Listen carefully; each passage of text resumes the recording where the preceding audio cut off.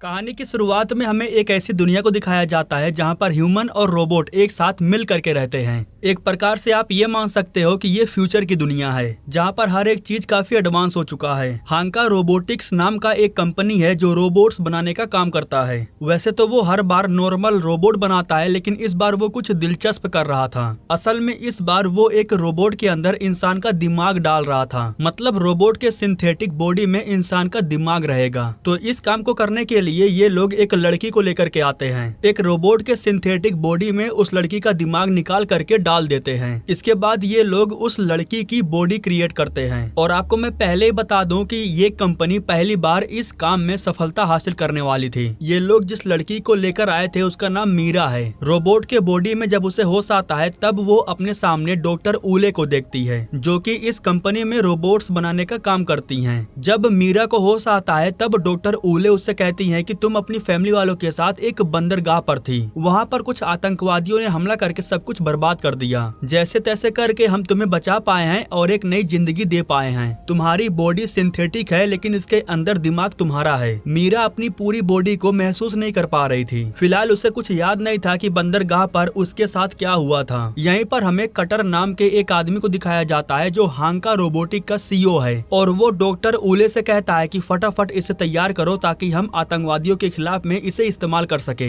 हालांकि डॉक्टर ऊले उससे कहती हैं कि अभी ये प्रॉपर तरीके से तैयार नहीं हुई है। इसके अंदर एक इंसान है, तुम्हें ये समझना पड़ेगा। इसके बाद सीन शिफ्ट होता है और हमें पूरे 1 साल बाद का सीन दिखाया जाता है जहां टेक्नोलॉजी काफी आगे जा चुकी है। आम इंसान भी अपने बॉडी में अपग्रेड करवा करके रोबोट बन रहा है। यहाँ पर हमें ये मालूम चलता है कि मीरा को अब मेजर बना दिया गया है, मतलब कि आतंकवादियों को गलत काम करने से रोकती है। यहाँ पर हमारी मुलाकात आरा माकी नाम के एक आदमी से होती है जिसे मीरा पूरा अपडेट दे रही थी। हांका रोबोटिक का सब कुछ उसके अंडर में है। मतलब जब वो कोई एक्शन लेने के लिए बोलेगा तभी ये लोग कोई एक्शन ले सकते हैं। सीन शिफ्ट होता है एक होटल में जहाँ पर हमें ओस्मोंड नाम के एक आदमी को दिखाया जाता है जो कि इस वक्त अफ्रीका के कुछ सरकारी लोगों को अपने हांका रोबोटिक के बारे में बता रहा था। मतलब कि वो हांका रोबोटिक्स का बढ़ा चढ़ा करके प्रचार कर रहा था। लेकिन तभी कुछ अनजाने लोग माफिया की तरह होटल के अंदर घुस आते हैं और गेट पर खड़े बॉडीगार्ड्स को शूट करके खत्म कर देते हैं। इसके बाद ये सभी लोग हथियार लेकर के अंदर घुस जाते हैं।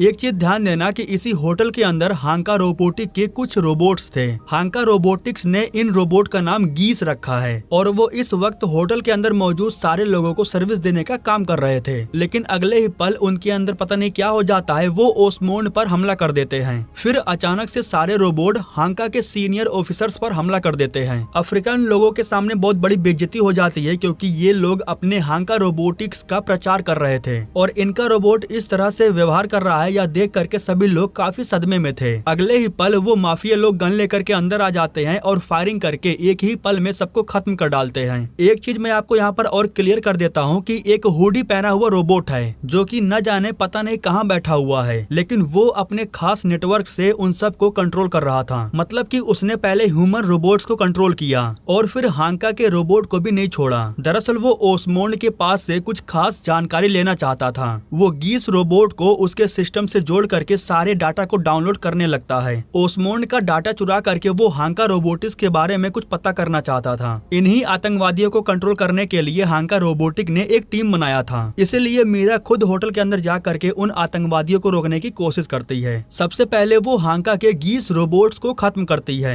जो हांका के सीनियर ऑफिसर पर हमला कर रहे थे। इसके बाद वो माफियाओं पर हमला करके उन्हें खत्म करती है। जो रोबोट ओस्मोंड के डाटा को डाउनलोड कर रहा था वो खतरा देख करके जल्दी से ओस्मोंड को लेकर के ऊपर चला जाता है। वो ओस्मोंड को लेकर के दीवार से चिपका हुआ था, लेकिन मीरा जैसे ही उस रोबोट को देखती है तो उसे शूट कर देती है और जैसे ही वो मीरा के सामने आती है तब वो सिर्फ एक बात बोलती है, जो हांका रोबोटिक का साथ देगा वो मारा जाएगा। और असलियत में ये बात वो नहीं बोल रही थी बल्कि वो हुडी पहना हुआ रोबोट बोल रहा था जो इन सबको कंट्रोल कर रखा था। तभी वो रोबोट मीरा को मारने की कोशिश भी करती है, लेकिन उससे पहले मीरा उसे शूट करके खत्म कर देती है। उसी वक्त यहाँ पर बाटो आता है जो कि मीरा का पार्टनर है। वो टीम को लेकर के तब आकर पहुँचता है जब मीरा सब कुछ संभाल लेती है।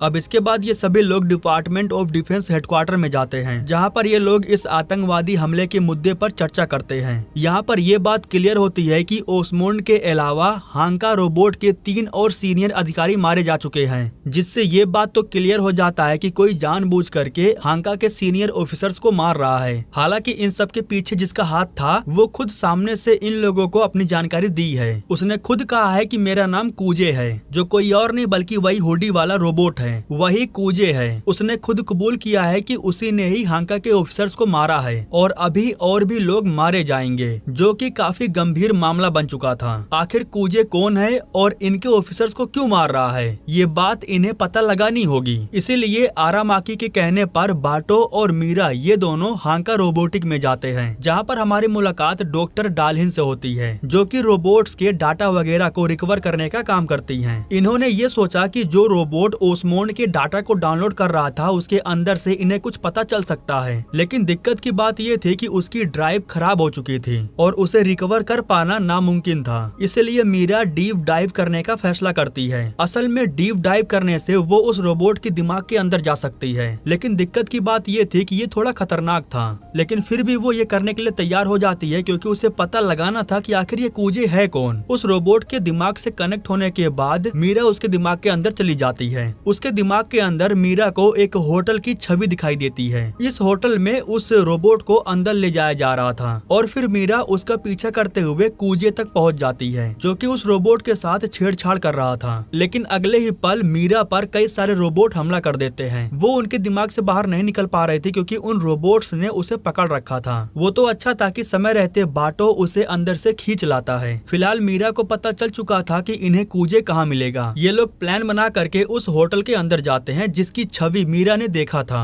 सबसे पहले मीरा अकेले अंदर जाती है ताकि किसी को शक ना हो। एक चीज ध्यान देना कि मीरा माइंड कोम के जरिए बाटो से बात कर रही थी। इन्हें मुंह से बोलने की जरूरत नहीं पड़ती थी, बस माइंड से ही वो बाटो को सारी बातें बता रही थी। मीरा अंदर जाने के बाद पूरी जानकारी बाटो को दे देती है और फिर वो भी बिना हथियार के होटल के अंदर आ जाता है। इधर मीरा एक रोबोट से कहती है कि मेरी दोस्त यहाँ पर काम करवाने के लिए आई थी, मुझे भी अपना काम करवाना है। फिर वो स्टाफ मीरा को लेकर के अपने मालिक के पास जाता है। अंदर जाने के बाद ये लोग गेट को बंद कर देते हैं, जिसकी वजह से सर्वर ब्लॉक हो जाता है। मतलब कि अब मीरा माइंड के जरिए बाटो से बात नहीं कर पा रही थी। वो बाटो को नहीं बता पाती है कि वो किस जगह पर है और उसके साथ क्या हो रहा है। होटल का मालिक उसे टॉर्चर कर रहा था और उससे पूछ रहा था कि आखिर वो सच में यहाँ पर क्या करने आई है। लेकिन जब मीरा आउट ऑफ कंट्रोल हो जाती है तब वो इन सब पर हमला कर देती है। इन सबको खत्म करने के बाद वो पीछे का दरवाजा खोल करके अंदर चली जाती है। अंदर जाते ही उसे एक जलता हुआ टेम्पल की छवि दिखाई देती है, जो कि अगले ही पल गायब हो जाता है। मीरा को ये लगा कि ये कोई ग्लिच होगा। उसी वक्त यहाँ पर वो कूजे को देखती है, जो कि मीरा से ये कहता है कि धीरे धीरे अभी और भी ऑफिसर मारे जाएंगे। यह सुन करके मीरा गुस्से में उस पर गोली चलाती है, लेकिन फिर अगले ही पल वो यहाँ से गायब हो जाता है। उसी समय यहाँ पर बाटो भी आ जाता है। उसी समय मीरा को यहाँ पर ढेर सारे बॉम्ब दिखाई देते हैं। ये लोग पीछे हट पाते उससे पहले ही धमाका हो जाता है, जिसमें ये दोनों बुरी तरह से जख्मी हो जाते हैं।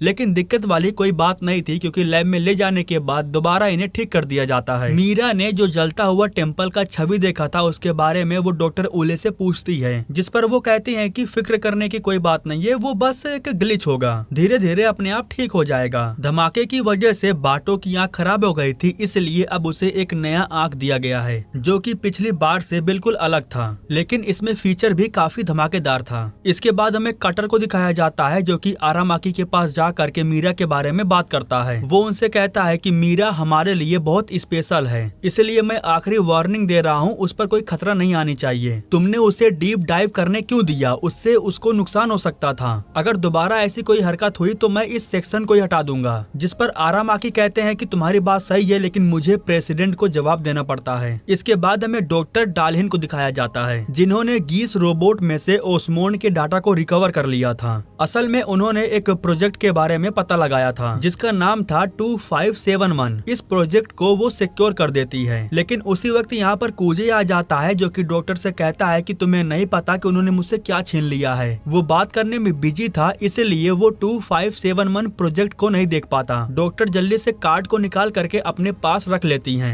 इसके तुरंत बाद वो डॉक्टर पर हमला करके उन्हें खत्म कर देता है। अगले दिन सुबह में इन लोगों को डॉक्टर की लाश मिलती है। वो हर ऑफिसर्स को ऐसे मार रहा था ताकि दोबारा उन्हें ठीक न किया जा सके। फिलहाल यहाँ पर मीरा को उनके हाथ में वो कार्ड मिल जाता है और जब वो उस कार्ड को सिस्टम में लगाती हैं तब इन्हें 2571 प्रोजेक्ट के बारे में पता चलता है। इन्हें ये मालूम चलता है कि 2571 प्रोजेक्ट में कई सारे सीनियर ऑफिसर काम कर चुके हैं और इस प्रोजेक्ट में जितनों ने काम किया था कूजे ने सबको खत्म कर दिया। डालिन के बाद आखिरी नंबर था डॉक्टर उले का। इन्हें पता चल जाता है कि डॉक्टर उले की जान खतरे में है। इसके बाद हमें एक ट्रक के अंदर दो लोगों को दिखाया जाता है जो कि काम को बंद करके लंच वगैरह कर रहे थे, लेकिन इसके बाद कूजे इन दोनों को कंट्रोल कर लेता है। वो इन्हें कंट्रोल करता है और ट्रक को चलाने लगता है। दरअसल डॉक्टर उले अपनी कार में बैठ करके काम पर जा रही थी, लेकिन अगले ही पल वही लोग अपनी ट्रक को ला करके इनके कार से ठोक देते हैं। इसके बाद जिमी हाथ में हथियार लेकर के ट्रक से बाहर निकलता है और वो डॉक्टर उले के कोवर्कर को खत्म कर देता है। डॉक्टर उले जैसे ही कार से बाहर निकलती हैं तो जिमी उनके पास जाता है और फिर उनसे पूछता है कि तुम्हें 2571 प्रोजेक्ट के बारे में क्या पता है, मुझे उसके बारे में पूरी जानकारी दो। लेकिन उसी वक्त यहाँ पर मीरा आ जाती है जो कि जिमी पर फायरिंग करने लगती है। बदले में वो भी फायरिंग करके यहाँ से 9-2-11 हो जाता है। जिम्मी का जो दोस्त था वो काफी फायरिंग कर रहा था, लेकिन बाटो उसे निपटा देता है। इधर जब जिम्मी भाग रहा था तब मीरा उसका पीछा करती है और उस पर हमला कर देती है। वो जिम्मी को बहुत मारती है क्योंकि उसे ये लग रहा था कि जिम्मी ने ही उसके सारे ऑफिसर्स को मारा है। इसके बाद वो जिम्मी को कस्टडी में लेती है और उससे पूछताछ करती है। वो उससे पूछती है कि आखिर उसने उसके ऑफिसर्स को क्यों मारा,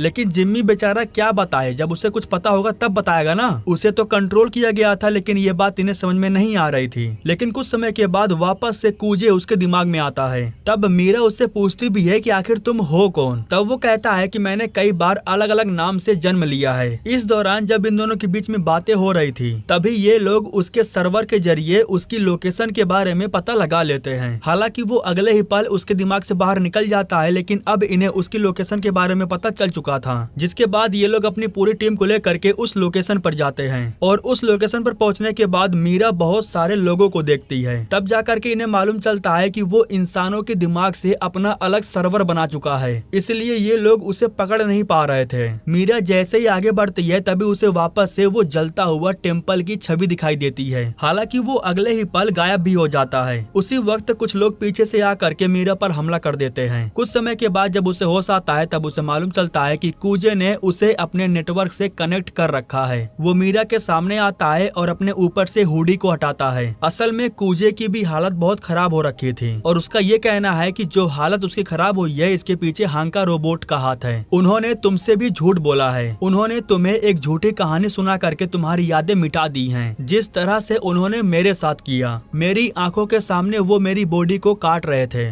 और बॉडी को काटने के बाद वो उसे कूड़े में फेंक देते हैं। उनकी सेल में मेरा दिमाग काम नहीं कर रहा था, इसलिए मैं उनके किसी काम का नहीं था और फिर उन्होंने मुझे फेंकने के बाद तुम्हें बनाया। तुम्हें देखने से साफ पता चल रहा है कि मेरे फेंकने के बाद उन्होंने काफी इम्प्रूवमेंट किया है। हांका रोबोटिक को मैं पूरी तरह से तबाह कर दूंगा। उन्हें नहीं पता है कि उन्होंने मुझसे क्या छीना है। हालांकि मीरा उसे कहती है कि मैं तुम्हें ऐसा नहीं करने दूंगी, जिस पर कूजे कहता है कि तुम भी मुझे उनकी तरह मारना चाहती हो ना। इसके बाद वो उसे अपने सर्वर से डिस्कनेक्ट कर देता है और तभी मीरा अपनी गन निकाल करके उस पर हमला कर देती है, लेकिन असल में गोलियों का उस पर कोई फर्क नहीं पड़ता। लेकिन तभी मीरा उस टेम्पल को देखती है जो कि उसके चेस्ट पर बना हुआ था। मीरा उससे पूछती भी है कि आखिर ये है क्या, क्योंकि उसने कई बार इसकी छवि भी देखी थी। तभी कूजे उसे कहता है कि वो तुम्हें जो दवाइयाँ देते हैं उसे मत खाना, उन दवाइयों की वजह से तुम अपनी यादें खो रही हो। डॉक्टर उले से जाकर पूछो, तुम्हें सब कुछ पता चल जाएगा। इसके बाद मीरा डॉक्टर ओले के पास जाती है और उससे पूछती है कि मेरे से पहले और कितने लोग थे। तब जाकर के मीरा को मालूम चलता है कि उससे पहले भी 98 लोगों के साथ एक्सपेरिमेंट किया गया था, लेकिन वो एक्सपेरिमेंट सक्सेसफुल नहीं हो रहा था। मतलब कि इनके एक्सपेरिमेंट की वजह से 98 मासूम लोग मारे गए और तब जाकर के ये लोग मीरा को सक्सेसफुल तरीके से बना पाए। हालांकि डॉक्टर ओले कहते भी हैं कि ये एक्सपेरिमेंट करना जरूरी था, क्योंकि इसी की वजह से तुम आज यहाँ पर खड़ी हो। अगर ये एक्सपेरिमेंट्स नहीं होते तो आज तुम्हारा कोई अस्तित्व नहीं होता। यहाँ मीरा को यह भी मालूम चलता है कि बंदरगाह वाली जो कहानी उसे बताई गई है वो भी झूठ है। वो पूछती भी है कि उसके माँ बाप कहाँ पर हैं, उसे कहाँ से लाया गया था, जिस पर डॉक्टर ओले उससे कहती हैं कि मुझे नहीं पता, क्योंकि सबको कटर लेकर आता था, मेरा बस काम था उन पर एक्सपेरिमेंट करना। मीरा के चले जाने के बाद वो कटर के पास कॉल करती है और वो कटर को बताती है कि मीरा को पूरी सच्चाई पता चल चुका है, जिस पर वो कहता है कि ठीक है, मैं उसे वापस लेकर आ रहा हूँ, तुम्हें सब कुछ ठीक करना होगा, हम उसे खो नहीं सकते। इसके बाद कटर अपने स्पेशल फोर्सेस को मीरा के पास भेज देता है और ये लोग आसानी से मीरा को पकड़ लेते हैं, क्योंकि उन्हें पता था कि उसे किस तरह से काबू में किया जा सकता है। और अब ये लोग मीरा का पूरा दिमाग साफ करने वाले थे। मीरा का दिमाग खत्म करने के लिए वो डॉक्टर ओले को रेड कलर का कोई केमिकल देता है। इसको इंजेक्ट करने के बाद मीरा को फिर से बनाया जाएगा। लेकिन यहाँ पर एक चीज ध्यान देना कि डॉक्टर ओले वो रेड वाला केमिकल नहीं उठाती हैं, बल्कि वो कोई येलो कलर का केमिकल था जिसे वो उसके माइंड में इंजेक्ट कर देती हैं। असल में वो मीरा को यहाँ से भगाना चाहती थी। वो मीरा को एक ड्राइव दे करके उसे यहाँ से भागने के लिए बोलती हैं। मीरा को रोकने के लिए अंदर कुछ गुंडे भी आते हैं, लेकिन मीरा उन सबको खत्म करके यहाँ से भाग जाती है। वो तो यहाँ से भाग जाती है, लेकिन डॉक्टर ओले नहीं बच पाती हैं। कटर उन्हें गन से शूट करके खत्म कर देता है। इसके बाद वो आरामाकी के पास जाकर के ये अफवाह फैला देता है कि मीरा आतंकवादी का साथ दे रही है, उसने डॉक्टर ओले को खत्म कर दिया है, वो आतंक फैलाए उससे पहले ही हमें उसे खत्म करना होगा। इसके बाद मीरा को डायरेक्ट शूट करने का ऑर्डर मिल जाता है। इसके बाद सीन शिफ्ट होता है और हमें मीरा को दिखाया जाता है। डॉक्टर ओले ने जो उसे ड्राइव दिया था वो उसके घर का एड्रेस था। इसमें अपार्टमेंट का नाम भी लिखा हुआ था और घर का नंबर भी लिखा हुआ था। एड्रेस पर पहुंचने के बाद उसकी मुलाकात उसकी माँ से होती है। अब भले ही उसकी माँ को नहीं पता है कि ये उसकी बेटी है, लेकिन मीरा को तो पता है ना कि वो इन्हीं की बेटी है। भले ही रूप रंग चेहरा बदल गया है। घर के अंदर जाने के बाद वो अपने कमरे में उस टेम्पल की आकृति को देखती है। यही वो टेम्पल है जो बार बार छवि के तौर पर उसे दिख रहा था। आप भी सोच करके हैरान हो रहे होंगे कि ये औरत एक अनजान लड़की को घर के अंदर कैसे बुला ली। तो देखो, बात कुछ ऐसी है कि उसने अपना बच्चा खोया है, अपनी बेटी को खोया है। हालांकि वो मीरा से कहती भी है कि मैं जहाँ भी जाती हूँ वहाँ पर मेरी बेटी का चेहरा दिखता है, जैसे कि अभी मैं तुम्हारे अंदर अपनी बेटी को महसूस कर पा रही हूँ। जिस तरह से तुम मुझे देख रही हो उस तरह से मेरी बेटी भी मुझे देखती थी। मीरा उनसे पूछती है कि आखिर आपकी बेटी के साथ क्या हुआ था। तब वो बताती है कि वो घर से भाग करके गई थी। वो किसी जगह का नाम लेती हैं और कहती हैं कि वो वहीं पर रहती थी।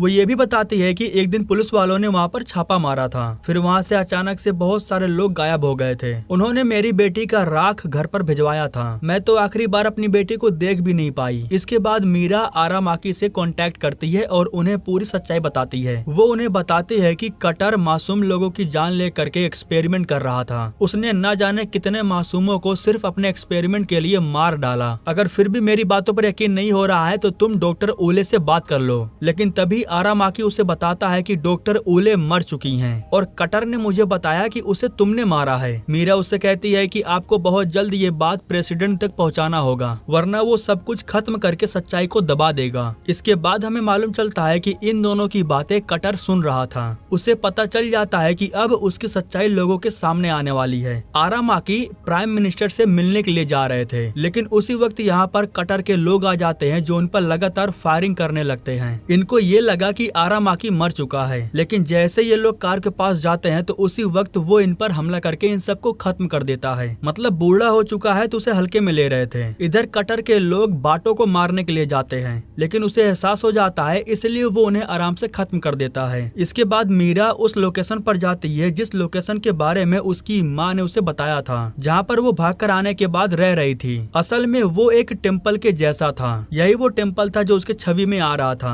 कटर अपनी फोर्स को लेकर के आया था और यहाँ पर मौजूद हर किसी को अपने साथ ले गया था, सिर्फ एक्सपेरिमेंट के लिए। इसी जगह से वे लोग कूजे और मीरा को भी ले गए थे। मीरा जब यहाँ की चीजों को देखने के लिए अंदर जाती है तब उसकी मुलाकात कूजे से होती है, जो कि इसी जगह पर रह रहा था। वैसे इन दोनों के बीच में कोई संबंध नहीं है, बस ये दोनों एक्सपेरिमेंट से जुड़े हुए थे। बस ये दोनों इसी जगह पर एक साथ रह रहे थे और खास बात यह है कि एक्सपेरिमेंट के बाद सिर्फ यही 2 लोग बचे हुए हैं। तो इसलिए कुजे ये चाहता है कि मीरा उसके साथ हो जाए ताकि ये दोनों मिल करके हांका रोबोट को तबाह कर सके, क्योंकि उनकी वजह से ना जाने कितनी जिंदगियां बर्बाद हुई हैं। लेकिन इन दोनों को ये बात नहीं पता था कि कटर काफी समय से इन दोनों पर नजर रख रहा था। वो यहाँ पर धमाका कर देता है जिसकी वजह से दोनों बहुत ही बुरी तरह से जख्मी हो जाते हैं। इनको खत्म करने के लिए उसने एक स्पाइडर टैंक भेजा था। ये स्पाइडर टैंक काफी पावरफुल था। वैसे जब वो हमला करता है तो मीरा जल्दी से कुजे को लेकर के कवर में चली जाती है। इसके बाद वो एक गन लेकर के उस टैंक पर फायर करने लगती है, लेकिन जब वो फायरिंग करता है तो मीरा भाग करके बिल्डिंग के ऊपर चली जाती है और यही उसकी बहुत बड़ी गलती हो जाती है, क्योंकि वो टारगेट को लॉक करके एक मिसाइल को लॉन्च कर देता है, जिसकी वजह से पूरी बिल्डिंग तबाह हो जाती है और उस बिल्डिंग में मीरा का भी अंतिम संस्कार हो जाता है। इसके बाद वो स्पाइडर टैंक कुजे को खत्म करने के लिए उस पर हमला करने वाला था, लेकिन उस समय मीरा वापस आ जाती है। उसके हाथ में वीपन था जिससे वो बार बार उसके सीलिंग पर अटैक कर रही थी, लेकिन जब वीपन से कुछ नहीं होता तब वो उसे फेंक करके अपने हाथों से सीलिंग को बाहर निकालने लगती है। ये उस टैंक का मेन पार्ट था, इसीलिए उसे निकालना इतना आसान भी नहीं था। उसे निकालने के चक्कर में मीरा के बॉडी के कई टुकड़े हो जाते हैं, लेकिन वो उसे बाहर निकाल करके कुजे को बचा लेती है। उसी समय एक तेज धमाका होता है और इस धमाके की वजह से मीरा को काफी चोटें आ जाती हैं। उसके बॉडी पार्ट्स तबाह हो चुके थे। अभी भी कटर यहीं पर नहीं रुकता, वो इन्हें खत्म करने के लिए अपने स्पेशल फोर्स को भेजता है, जो कि इन दोनों को ढूंढ भी लेते हैं। सबसे पहले वो कुजे को शूट करके खत्म करते हैं। इसके बाद ये लोग मीरा को खत्म करने वाले थे, लेकिन यहाँ पर एक चीज ध्यान देना कि आरामाकी ने पहले से ही एक स्नाइपर को रखा था जो मीरा की हिफाजत कर रहा था। वे लोग मीरा को खत्म करते उससे पहले ये स्नाइपर मैन उनके हेलीकॉप्टर को तबाह कर देता है। इसके बाद तुरंत बाटो आता है और वो मीरा को अपने साथ लैब में ले जाता है। इधर जो आरामाकी था वो कटर के पास जाता है और उससे कहता है कि तुम्हारी सच्चाई सामने आ चुकी है, बेहतर यही होगा कि तुम अपना गुनाह कबूल कर लो। लेकिन तभी वो गन निकाल करके आरामाकी को शूट करने वाला था, लेकिन उससे पहले वो उसे ही शूट करके खत्म कर देते हैं। ठीक हो जाने के बाद मीरा अपने कब्र पर जाती है। वो अपने साथ माँ को भी ले आई थी। वो अपनी माँ से कहती है कि अब आपको यहाँ पर आने की कोई जरूरत नहीं है। वो अपनी माँ को पूरी सच्चाई बता देती है। इसके बाद मीरा अपने स्पेशल फोर्स के साथ वापस से आतंकवादियों को साफ करने के काम में लग जाती है। इसी के साथ ये कहानी यहीं पर खत्म हो जाती है।